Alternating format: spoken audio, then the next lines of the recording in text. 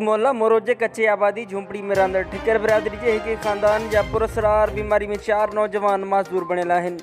माज़ूर बणियलनि में 21 सालनि जो साजन ठक्कर, 20 सालनि जो सागर, 18 सालनि जो आकाश, 17 सालनि जी संदसि भेण गंगा केतिरनि ई सालनि खां हिकु पुरसरार बीमारी में हेठिन धड़ मां साह निकिरी वञण सबबि बेवस बणियल आहिनि।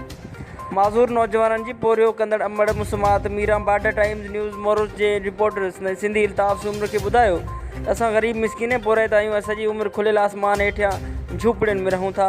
हिन वधीक चयो त डॉक्टर चवनि था त हिननि जो इलाजु कराची मां ई थी सघे थो, पर असां मिसकिन पोरियो कंदड़ रोज़ाना आणियूं रोज़ाना चाढ़ियूं। असां वटि हिन महिल ताईं को बि वसंदी वारो न आयो आहे ऐं न कंहिं बि असां मिसकिननि जी मदद कई आहे।